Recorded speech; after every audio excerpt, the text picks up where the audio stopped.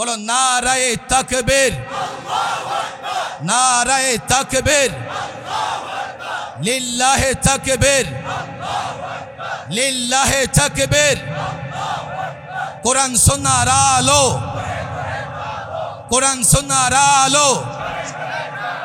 आलेम उलामा जेखाने, आलेम उलामा जेखाने, মাদ্রাসা মসজিদ যেখানে, মাদ্রাসা মসজিদ যেখানে, ওয়াজ মাহফিল যেখানে, থাকবো তো আলেমদের সঙ্গে, থাকবো তো ইনশাআল্লাহ। আমার কথা বুঝবার চেষ্টা করো। তুমি যদি জ্যাকবের সেকুলারিজম, ধর্ম নিরপেক্ষতার কথা বলতে পারো, আমি মুহাম্মদ সাল্লাল্লাহু আলাইহি সাল্লামের আদর্শের কথা কেন বলতে পারবো না? তুমি যদি অ্যারিস্টটলের ডেমোক্রেসির কথা বলতে পারো, আমি আল্লাহর বিধানের কথা কেন বলতে পারবো না? তুমি যদি ন্যাশনালিজমের কথা বলতে পারো, কার্ল মার্কস আর লেনিনের সোশ্যালিজমের কথা কেন বলতে পারো? কেন বলো? আর তুমি যদি বলতে পারো, আমি ইসলামের কথা কেন বলবো না? এ যুবক ছাত্র জনতা, মুসল্লিরা শোনো, সমঝোতা হয়েছে, আমি ইসলামের কথা বলবো, আমি বাধ্য, আমি ইসলামের কথা বলবো। আমি তোমার সঙ্গে সমঝোতা করেছে, তুমি আমার কথা শুনতে বাধ্য নও, তবে হ্যাঁ, আমাকে বাধা দেবার ক্ষমতা রাখো না। কোরআনে রাজনীতি নেই বলে, ধর্মান্ধ বলে আমাকে বাধা দিতে পারো না। আমি যেহেতু আল্লাহ প্রদত্ত দায়িত্বশীল, আল্লাহ আমাকে বাধ্য করেছেন। তুমি যদি সমঝোতা রক্ষা না করো, আল্লাহর কসম আমি আমার রাস্তা থেকে এক চুল পরিমাণ হটবো না। যদি মনে করো লড়াই করবে, আল্লাহর কসম যুগ যুগ ধরে দিন প্রতিষ্ঠার লড়াই হয়েছে, এই যুগেও লড়াই হবে। কাফের বেঈমান তাগুত কাউকে ছেড়ে কথা বলা হবে না। রফিকুল ইসলাম মাদানী আপনাদের বলেছেন যে আজকে রোদ এতটা উত্তাপ ছড়াবে আগে থেকে ধারণা করা যায় নাই, কল্পনাও করা যায় নাই। যাই হোক, সাময়িক এই অসুবিধা কষ্টের জন্য সে দুঃখ প্রকাশ করেছে। আমি অনুরোধ করব, আজকে কিন্তু লম্বা বক্তৃতা হবে না বা ওয়াজ হবে না, কোনো আওয়াজ আপনারা করবেন না, সুশৃঙ্খলভাবে। জানি দাঁড়িয়ে থাকতে কষ্ট হচ্ছে, আমি বুঝতেছি, কিন্তু এই প্রোগ্রামের সৌন্দর্যের জন্য আমরা একেবারে শান্ত শিষ্টভাবে দাঁড়িয়ে থাকবো ইনশাআল্লাহ। বক্তৃতাও লম্বা করবার সুযোগ নেই। মাওলানা মামুনুল হক সাহেব আমরা একসঙ্গে এসেছি, তিনিও কিছুক্ষণের মধ্যে চলে আসবেন। মাওলানা মনির হোসেন কাসেমি বাড়িদাড়া মাদ্রাসার প্রিন্সিপাল, তিনিও আছেন।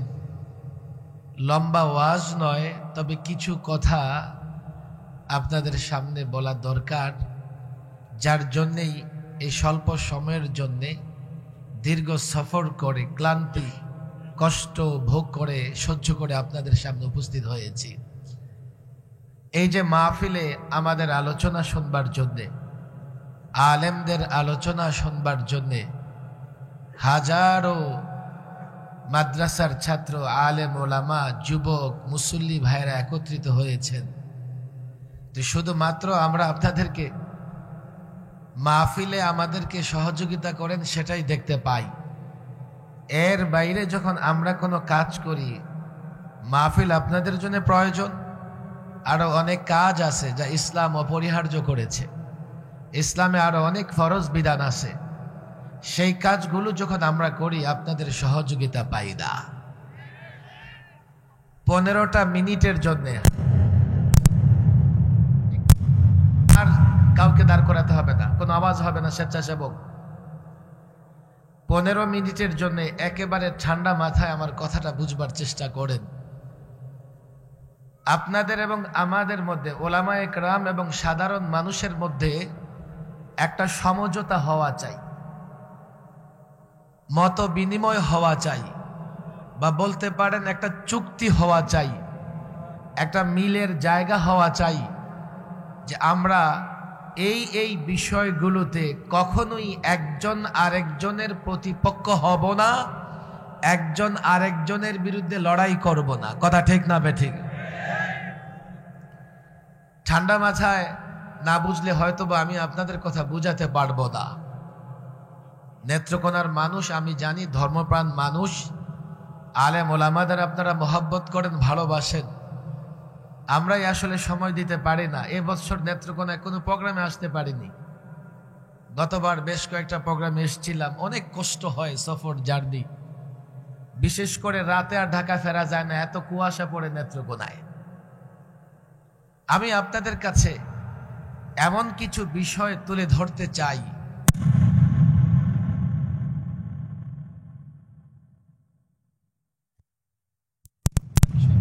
চেষ্টা করবেন। আমরা সবাই, আমি, আপনি, আপনারা দুনিয়ার কল্যাণ এবং আখিরাতের মুক্তি চাই। কথা ঠিক না বেঠিক? ভুলা যাবে না, কিন্তু মনে রাখতে হবে। 1 নাম্বার সমঝোতা, 1 নাম্বার ঐক্য, 1 নাম্বার মিল, 1 নাম্বার চুক্তি বলতে পারেন, সেটা হচ্ছে আমাদের আপনাদের ভেতরে কোনো দ্বিমত নাই, কোনো মতানৈক্য নাই।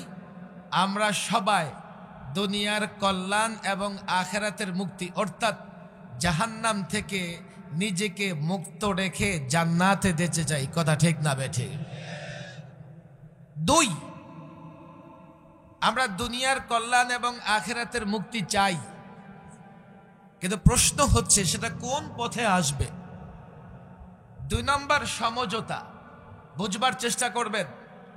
2 নম্বর সমঝোতা হচ্ছে, আমরা মুসলমান প্রায় সবাই মনে করি যে দুনিয়ার কল্যাণ, আখিরাতের সফলতা, আখিরাতের মুক্তি আসবে ইসলামের পথে। কথা ঠিক না বেঠিক? কয়টা হয়েছে? 1 নাম্বার, আমরা আপনারা একমত, দুনিয়ার কল্যাণ এবং আখিরাতের আমরা মুক্তি চাই। কথা ঠিক না বেঠিক? 2, এই দুনিয়ার কল্যাণ আর আখিরাতের মুক্তি আসবে কোন পথে?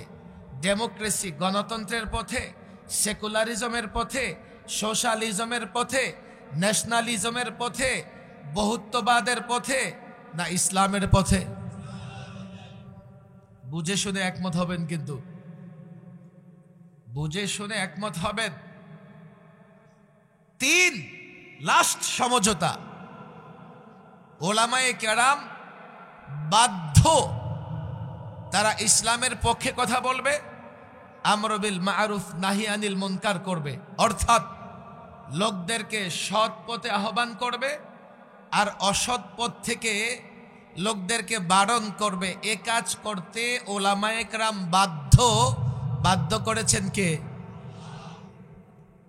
কোরআনুল কারীমের সূরাতুল মায়েদা, ওলামাদের বলি, ছাত্র জনতাকে বলি, যদি সাধারণ মানুষ আমার কথা বুঝতে না পারে, আপনাদের দায়িত্ব হচ্ছে, আপনারা যদি বুঝে থাকেন, দয়া করে মানুষের কাছে আমাদের কথাগুলো পৌঁছে দেবার চেষ্টা করবেন।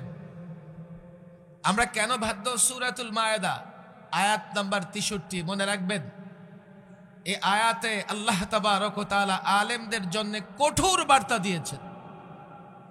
আলেমের অনেক ফজিলত আছে, আলেমের অনেক মর্যাদা আছে, কিন্তু এই আয়াতে আলেমদের জন্য একটা কঠোর বার্তা দিয়েছেন। হযরত আব্দুল্লাহ ইবনে আব্বাস বলেন, এই আয়াতে আলেমদের জন্য যে কঠোর বার্তা দিয়েছেন আল্লাহ, অন্য কোনো আয়াতে এতটা কঠোর বার্তা দেন নাই। কি সেটা?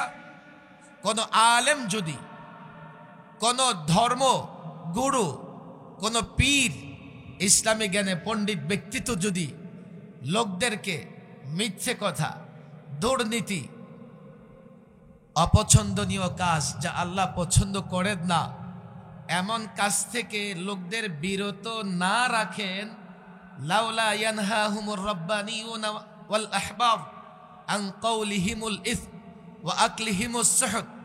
প্রথম, কাউলিহিমুল ইসম মানে মিথ্যে কথা, কুফর মিথ্যা, শিরক মিথ্যা, বিদআত মিথ্যা, কোরআন সুন্নাহ হচ্ছে সত্য। কথা ঠিক না বেঠিক? ওয়া আকলিহিমুস সুহত, ঘুষ, সুদ, দুর্নীতি করে মানুষের টাকা উপার্জন করা, আমরা যেটাকে বলি দুর্নীতি বা অবৈধ উপার্জন। আলেমদের দায়িত্ব হচ্ছে যাবতীয় মিথ্যা, অনৈতিক কাজ, দুর্নীতি থেকে লোকদের নিষেধ করা। যদি আলেম সে কাজ না করে, আলেম ওলামা ছাত্র জনতাকে বলি, এটা বড়ই নিন্দনীয় কাজ করবে, বড়ই নিন্দনীয় কাজ করবে। আলেমকে অবশ্যই এ কাজ না করলে কাঠগড়ায় দাঁড়াতে হবে, আল্লাহর কাছে জবাব দিতে হবে। তাহলে 3 নাম্বার সমঝোতা হচ্ছে আমার আপনার ভেতরে। এই সাধারণ যুবক ভাইয়েরা একটু খেয়াল করে বুঝবার চেষ্টা করো, একটু খেয়াল করে বুঝবার চেষ্টা করেন। আমি আলেম, আমি যখন আপনাকে সৎ পথে ঢাকি, আমি যখন আপনাকে অসৎ কাজ থেকে বারণ করি, নিষেধ করি, এই দায়িত্ব দিয়েছেন আল্লাহ। আমি বাধ্য, আলেম হয়েছি, এ কাজ করতে হবে, না হলে আল্লাহ আমাকে পাকড়াও করবেন। কথা ঠিক না বেঠিক? সমঝোতা কয়টা হয়েছে বলেন, কয়টা? এখন আমি যদি কোনো কথা বলি, ভাই আপনার সেই কথা বুঝে আসে না, কিংবা এই কথা আপনার দলের বিরুদ্ধে যাচ্ছে, কিংবা এই কথা আপনার নেতার বিরুদ্ধে যাচ্ছে, আপনি নারাজ কেন হবেন? আমি তো বাধ্য, আমি এই কথা বলবো। বাকি আমি তো আপনাকে বাধ্য করতে পারবো না যে আপনি আমার কথা মেনে নেন, আপনি আমার কথার উপর আমল করেন। আমার দায়িত্ব শুধুমাত্র আমি আপনাকে পথ দেখাতে পারি, আমি আপনাকে অসৎ কাজ থেকে নিষেধ বারণ করতে পারি। এই জন্যই নেত্রকোনার মানুষদের বলি, দেখেন মাহফিলে তো আলেমদের ডাকে জড়ো হন, কিন্তু এই মাহফিলের বাইরে আলেম যখন আপনাকে এই কথা বলে, এই মুসলমান 53 বছর ধরে তন্ত্র মন্ত্র দিয়ে রাষ্ট্র পরিচালনা করেছ, আমরা 53 বছরে এই রাষ্ট্রে কি দেখেছি? পশ্চিমা তন্ত্র মন্ত্র দিয়ে রাষ্ট্র পরিচালনা করবার কারণে একদল ক্ষমতায় থাকবার জন্যে আরেক দল ক্ষমতায় যাবার জন্যে যে সংঘাত হয়, যে গন্ডগোল হয়, যে দ্বন্দ্ব হয়, এই দ্বন্দ্বের কারণে এই 53 বছরে এত লাশ পড়েছে, কোন দেশের যুদ্ধেও এতটা লাশ পড়ে না। এই তন্ত্র মন্ত্র মেনে ক্ষমতা কেন্দ্রিক রাজনীতি করবার কারণে আমি পরিষ্কার বলি, এই 53 বছরে এতটা ঝগড়াঝাটি, মারামারি, হানাহানি হয়েছে, জনগণের সম্পদ এতটা বিনষ্ট হয়েছে, এত গাড়ি ভাঙচুর হয়েছে, জাপান বছরে এত গাড়িও বানায় না। 5ই আগস্টে রাষ্ট্রে একটা পরিবর্তন এসছে, কিন্তু এই পরিবর্তনের পরে সিস্টেম যদি পুরনো হয়, এই পরিবর্তনের পরেও দেশে শান্তি প্রতিষ্ঠা হবে না। আপনাদের হাতে পায়ে দড়ি, ঠান্ডা মাথায় বুঝবার চেষ্টা করেন। আমার সঙ্গে কিন্তু আপনারা একমত হয়েছেন প্রথম 2টা বিষয়ে। আমরা দুনিয়ার কল্যাণ, আখিরাতের মুক্তি চাই, এবং এটা মনে করি আমি একজন মুসলমান হিসেবে যে ইসলাম ছাড়া দুনিয়ার কল্যাণ, আখিরাতের মুক্তি হবে না। আলেম যখন সেই ইসলামের কথা বলতে বাধ্য হয়, আমরা তখন আলেমকে ব্যক্তি জীবনে কিছু কথা বললে মেনে নিলেও আমরা সামগ্রিক বিষয় নিয়ে ইসলামের দিক নির্দেশনা তুলে ধরলে এই যুবকেরা আমাদের সঙ্গ দেয় না। আমাদের তো এই কথা সবার জানা আছে, ইসলাম পূর্ণাঙ্গ জীবন ব্যবস্থা। ব্যক্তি জীবনের প্রত্যেকটা সমস্যার সমাধান ইসলামে আছে না নাই?